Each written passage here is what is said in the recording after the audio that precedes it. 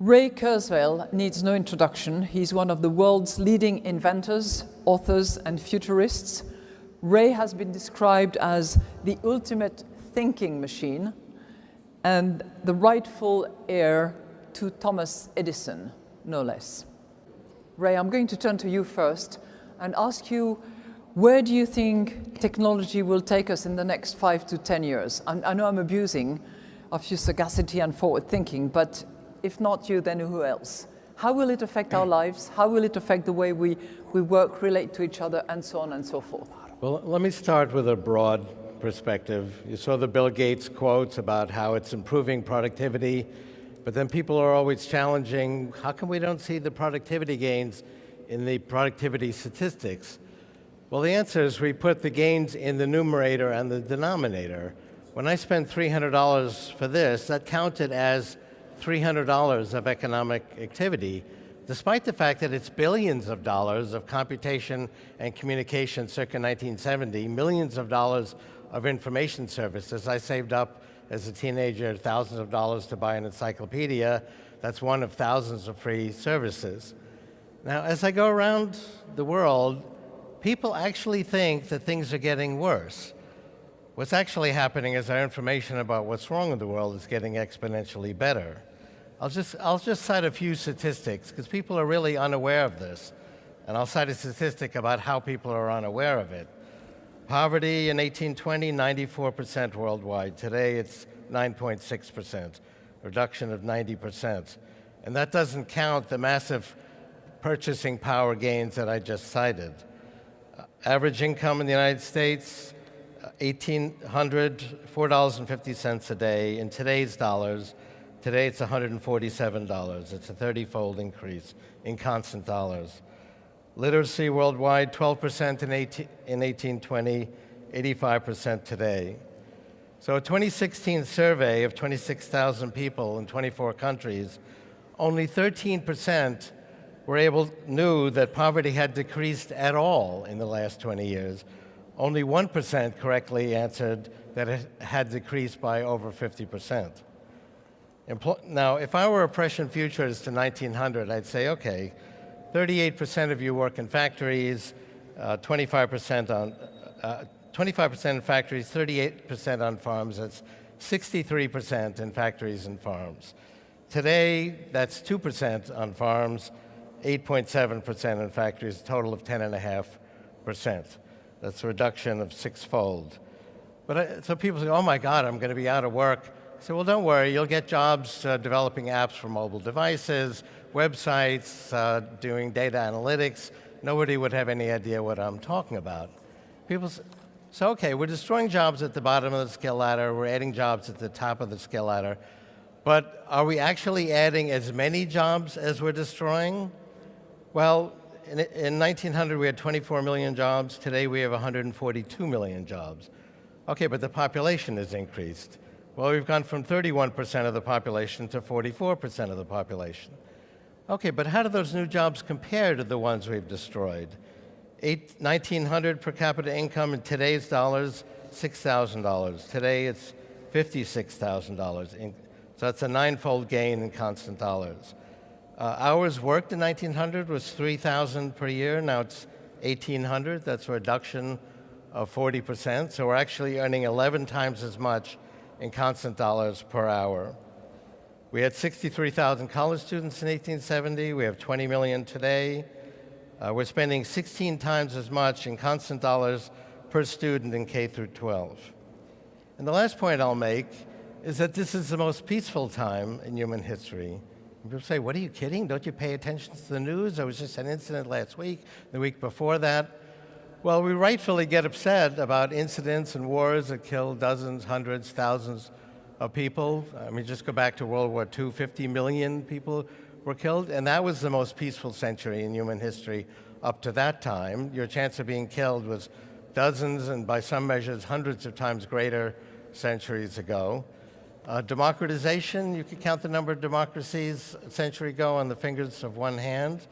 You could count the number of democracies 2 centuries ago on the fingers of one finger.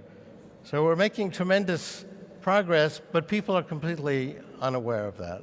Yeah, I mean, railroads is the 19th century technology. That was our internet of the 19th century. Let me broaden the discussion again. I talked about the past, but let me talk about the future.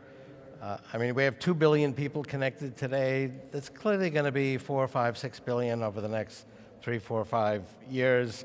It's important how we get there, but one of the principles I like to talk about, which I call the law of accelerating returns, is that the price, performance, and capacity of information technology doubles every year. That goes back to the 1890 census, and it goes through thick and thin, through war and peace, through boom times and recessions. It went through the Great Depression. It went through the recent 2008 recession. It's basically a doubling of price performance per year. That's a multiplication of 1,000 in capability over a decade. And people say, well, that's great. You know, we got these really cool devices. You can access all these information surfaces, but you can't eat information technology. You can't wear it. You can't live in it. That's going to change also.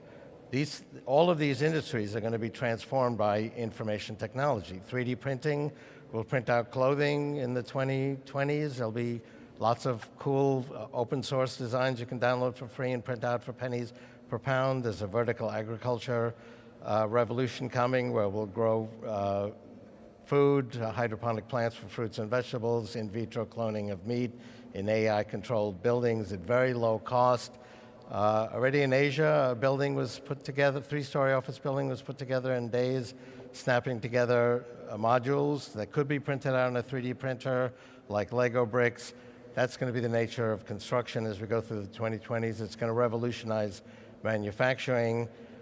So we're going to transform every aspect of life. And another major phenomena, which you alluded to briefly, is that we're going to transform health and medicine. That didn't used to be in information technology. And I'm not just talking about computerizing medical records. I'm talking about the very basis of biology being understood as software, and we now have the means of reprogramming it. The enabling factor of that was the Genome Project, which was a perfect exponential. And we're now seeing clinical applications. We can fix a broken heart, not yet from romance. That'll take a few more developments in virtual reality. But from a heart attack, we can actually reprogram adult stem cells and fix a damaged heart. We're actually growing organs, kidneys, lungs, and hearts, and installing them successfully in primates. It's coming to a human near you in the next 5 to 10 years.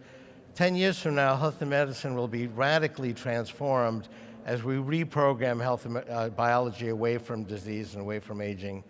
And these are going to be very rapid phenomena. Exponentials start out slowly, doubling tiny numbers, and then they get to the knee of the curve. And we're in that knee of the curve now in many different areas.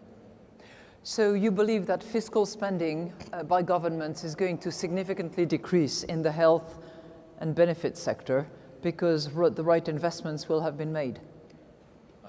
Well, there are short-term issues where, because of proprietary technologies, certain medicines are very expensive at first. Do you think that will change, or that we should think about changing these proprietary issues in the way we did at the time of trying to eliminate and certainly fight AIDS in various countries, where eventually the second generation medicine It will ultimately change. You get to the 2030s, we'll have medical nanorobots that can overcome disease, that will extend our immune system. Right now, our immune system doesn't go against cancer. It thinks, oh, that's me, because it didn't select for long life. We'll have these methodologies that can overcome most disease and aging processes in the 2030s, and ultimately they'll be like vaccines. I mean, do you have to be wealthy to get a vaccine today? And that protects you against many things. We're going to broaden that substantially. So we're going to actually make major gains in longevity, over the next 10, 15 years. Christine, if I could just jump in for 1 second. Sure. The technology that Ray's talking about and my colleagues are talking about will be the easy part. Where this will break down is companies or countries or healthcare groups will not change the organization structure, Yes. will not change the culture, the reward mechanism. They won't focus on speed of innovation. And I actually think Ray's numbers are conservative. I think you're going to see, when you have the processing capability and big data working together, it will be not Moore's Law every 18 months. It's going to be a much faster pace. But you've got to keep up with the organization change and the cultural change regardless of country. Yeah, but we see that with a tremendous explosion of entrepreneurship, and I see that all around the world. I was in France and said, oh, our neighborhood is the Silicon Valley of Paris, and in China, our neighborhood's the Silicon Valley of Beijing. It's become a metaphor for a whole different way of organizing innovation. And we need to transform education, which is, I think, broken. The idea of stuffing facts in the kids' minds is an obsolete strategy. We carry these facts around. Really learn by doing, I think, is a key strategy. And even young children in elementary school, junior high school can take on world problems. They may succeed or they may fail, but they'll succeed at learning something. If I can add just one thing. Yeah, and then I ask Ilda Sure. something. Because You very boldly referred to patent law. I mean, I'm Yep. amazed that you did that. Thank you. You know, I think, frankly, there's a big part of this discussion that we could maybe have this in a separate panel, but technology is amoral, right? These forces are not. We have to guide these forces, right? All of this stuff will not lead to prosperity for everyone unless we choose to make it so. And it is very scary to me that we're not having some of these conversations. In a world of zero marginal cost software, where one person can create an innovation and own it, right? And require very few people to work for him or her to generate massive amounts of capital. That is a radical difference from the economy of the past, where if you wanted to amass lots of capital, you had to amass lots of workers because you needed lots of people to make stuff. Yeah. And now when making stuff is essentially free in this new zero marginal cost world, we have to revise our laws. We have to think about things like a basic income for the people who will inevitably be left behind. And I think a lot of that is going to fall on the heads of policymakers. And we have to remember that we shape technology, it doesn't shape us. Yeah, but let's face it, there will be lots of vested interest, because the moment you start talking about revising those particular patent laws, intellectual property law, copyright law, and so on and so forth, you will be bumping into those who have been living with the 50 years post-death, or the 7 years, or the 20 years, depending on what device or what framework you're talking about. Yeah. And these people are not going to like it. But there is a huge discrepancy, I couldn't agree more with you, between the sort of time to entry and the time for protection. And there has to be a debate between private and public sectors on that. This isn't the first time in human history we've automated jobs. This concern started in the textile industry in England in 1800 with the Luddite movement. We've been moving up Maslow's hierarchy, and we're redefining the nature of work. I mean, the idea of a job is really a means to an end. It's not an end to itself, and we're finding different ways of being productive. For example, in the United States, we have now 20 million college students and millions more who service them. So what are these 25 million people doing, which is 15% of the workforce? Well, they're studying poetry and art and science and music, which is now considered a useful thing to do. You've got new platforms where people are creating millions of apps and content for all of these new services, music, videos. These platforms didn't exist years ago. That's also considered useful work to do. A lot of this is actually not captured by the economic statistics. There are estimates that the informal economy has doubled from $1 to $2 trillion in the United States in the last 10 years. So we're redefining the nature of work. Work is actually becoming more gratifying. Go back a century ago, people were happy to get a backbreaking job to put family on their family's table. Today, people get a lot of their gratification and actualization from their work. I think we're going to redefine the nature of work. There's going to be plenty of material resources to go around for our biological population. So Ray, do you think we need to measure better, and we need to invent new tools, new instruments, new theories? Well, I do think we're not capturing a lot of the income from these new platforms. We are not. We're not. It's actually much easier for people to operate outside the economic system because of encryption and all of the informal means with which people make money, which is not captured. So people have noticed employment as a percentage of population has risen up until about a decade ago, and now it's down 1.9%. But what's not captured is a tremendous amount of activity on these platforms that didn't exist 6-7 years ago. But it also means we must, for the first time, move much quicker on education now. and not in the old world fashion of linear thinking to prepare for where the jobs will be, both by companies and others. It's not the first time in history we've done that. How many jobs circa 1900 still exist today? We've continually eliminated jobs through automation. We have a tremendous explosion in the entrepreneurial sector, for example. When I started, there was 10 million, in 1974, there was $10 million of high-tech venture capital in the United States. Today, that's a small deal. And you've got entrepreneurship all over the world. People are finding new ways to be productive. And the economic statistics show more and more people are economically engaged, and average incomes are going up. And as I pointed out, the value of a dollar is increasing. Certainly it does in information services. We can clearly see that. But that's going to affect all of these other sectors as well. So money will go further. Please. Well, I think it's in the interest of everyone that everyone have purchasing power, or we won't have markets for people to excel at. We will be able to create the material resources for our whole population at very low cost, the kinds of fantastic gains we see where now billions of people can have these incredible information resources will also apply to creating buildings and food and clothing and other material things that we need. So we'll be able to provide for people's needs. We do have to ask basic questions. What do we want to do with our lives? Work can be gratifying and a source of self-actualization. But the idea of a job has partly been a means to an end to provide distribution of wealth. But we do want markets. We don't want high concentration of wealth, or we won't have markets to sell to. Just to throw in a quick point, I mean, the advice I give to young people I'm mentoring is to find your passion. It's an old sort of advice.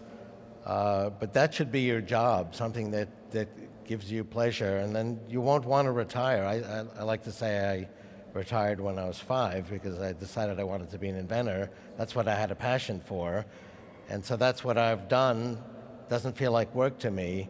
That should be the nature of work, something that does give you meaning and actualization. In education, as I mentioned earlier, the model is broken.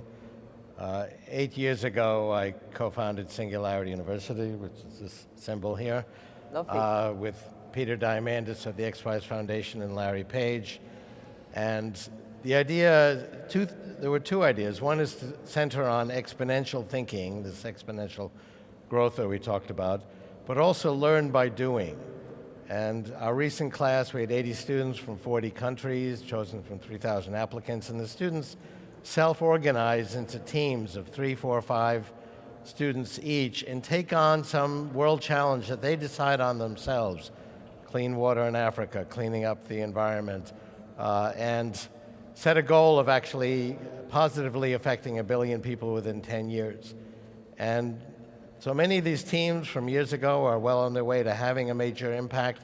Whether they succeed or fail, they'll succeed at learning something. And just stuffing sort of information into kids' minds is obsolete. We now have the best teachers in the world online. Like, I meet people all the time who are now experts in deep learning, which they learn from the best professors for free online. We will very soon have K through graduate school in many languages, free online.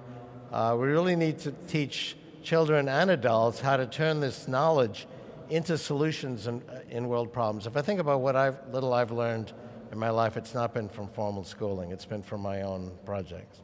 Including failing. Exactly. Mostly failing, so yeah. Well, we owe you the scanner bed, don't we? Among other things. The flatbed scanner. Yeah. I mean, I mentioned some of the progress we've made. We're moving up Maslow's hierarchy, but there are still people at the bottom who don't have access to clean water, don't have access to the internet. In fact, most of the world still doesn't. I think it's the IMF's unique role actually is to look after those people and get them internet access, get them clean water, get them basic medical services. I think that still has to be a priority. I think we will end up in a good place 10 years from now, but those 10 years are important. Beyond that, I think we can merge, as I mentioned, entrepreneurship and education, and we can even bring that into elementary school. I agree. And teach children how to actually use all these knowledge resources once they get access to them to solve real problems and learn something along the way. And some of them will actually succeed in solving those problems. Thank you, Ray.